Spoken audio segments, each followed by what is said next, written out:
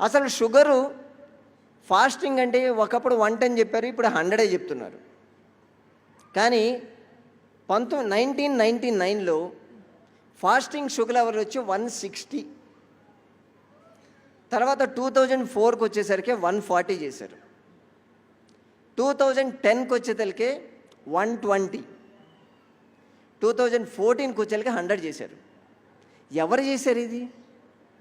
ఏదైనా ఒక ఆర్గనైజేషన్ అంటే వరల్డ్ హెల్త్ ఆర్గనైజేషన్ లాంటిది ఏమన్నా జనాలు వాళ్ళ లైఫ్ స్టైల్ ఎలా మారింది, ఏం చేయాలి అని చెప్పి ఏదైనా ఒక రీసెర్చ్ చేసి ఆ ప్రాజెక్ట్ ప్రకారం ఏమన్నా డిసైడ్ చేశారా?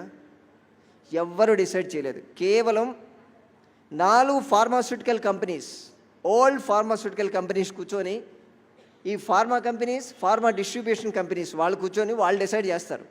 ఒకరోజు ఒక మందు పార్టీకి కూర్చొని నైటు, అరే ఏంట్రా బోర్ కొడుతుంది, 110 ఉంది ఫాస్టింగ్, కాస్త 100 చేసి పడేద్దాం అని వాళ్ళకి మాట్లాడుకుంటారు. మాట్లాడుకుని ఓకే డన్ అనుకుంటారు. నెక్స్ట్ డే హార్వర్డ్ యూనివర్సిటీకో ఆక్స్ఫోర్డ్ యూనివర్సిటీకో సూట్ కేసులు వెళ్ళిపోతాయి. మీకు రీసెర్చ్ ప్రాజెక్ట్ మేము అలాట్ చేస్తున్నాం అని చెప్తారు.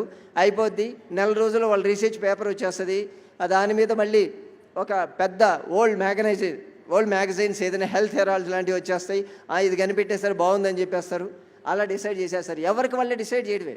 నిజంగా మన బాడీలో షుగర్ లెవెల్స్ ఇంత ఉండాలని ఎవరు డిసైడ్ చేయరు. కేవలం బిజినెస్ మ్యాన్ మాత్రమే డిసైడ్ చేస్తున్నారు. అందుకే ఒకప్పుడు ఇండియా బాగుండేది. ఇప్పుడు ఏమైందంటే డయాబెటిక్ క్యాపిటల్ ఆఫ్ వరల్డ్ అంటే ఇండియా. అంతమంది ఉన్నారు. డయాబెటిక్ క్యాపిటల్ ఆఫ్ ఇండియా వచ్చి హైదరాబాద్ అంట. అంటే ఇక్కడ కేసులు అలా పెరుగుతున్నాయి. అంటే వీళ్ళు తిని ఏదో చేసి పెరగలేదు, వాళ్ళు తగ్గించారు కాబట్టి ఇవి పెరుగుతున్నాయి. కాబట్టి ఇవన్నీ చూసి భయపడొద్దని చెప్తాం మేము. అస్సలు భయపడొద్దు. కాబట్టి మీకు సిమ్టమ్స్ కనిపిస్తే మీ బాడీ చెప్తేనే నమ్మండి. డాక్టర్ చెప్పాడు లేకపోతే రిపోర్ట్ చెప్పాడు అనేది మాత్రం పట్టించుకోవద్దు.